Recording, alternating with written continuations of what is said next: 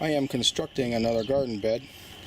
I made the path here pretty wide because I had jostaberries and currants on both sides. So I still have it on this side yet. But I took the ones out of this side, and now I've got room for another garden bed. And this is how I decided I'm going to do it. I'll show you about those bricks after I'm done filling this in. I'm going to fill it up with soil up until that top cedar post. And I'm going to find some boards to put along the edge inside here. And the fencing will serve as a guard against rabbits and whatever. And I got a special deal I want to show you after I'm done filling this in. Below those bricks is something I'm going to talk about. So stay tuned. Right now I'm going to put this wet soil over the top of these aged manure chunks. This is cow manure. And then I'm going to put compost over the top of that. I fill this with a little bit of dried cow manure, and then I put compost over that.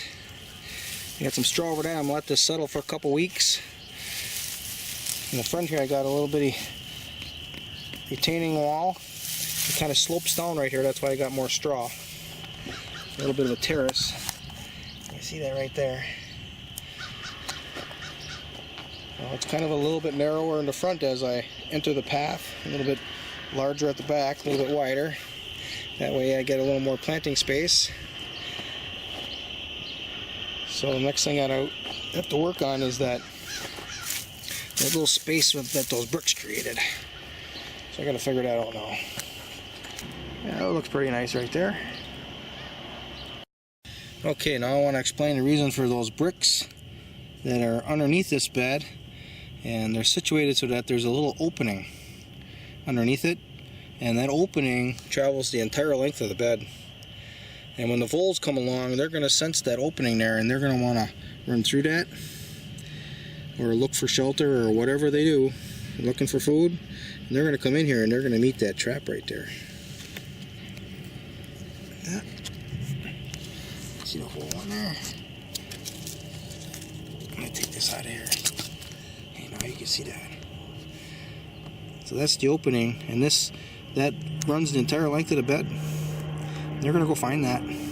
So those two sticks are to hold this on that I'm putting on the top up.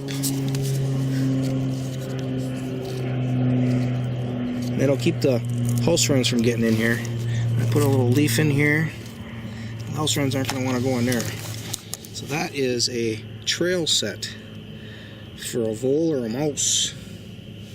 And I've got one on your side too.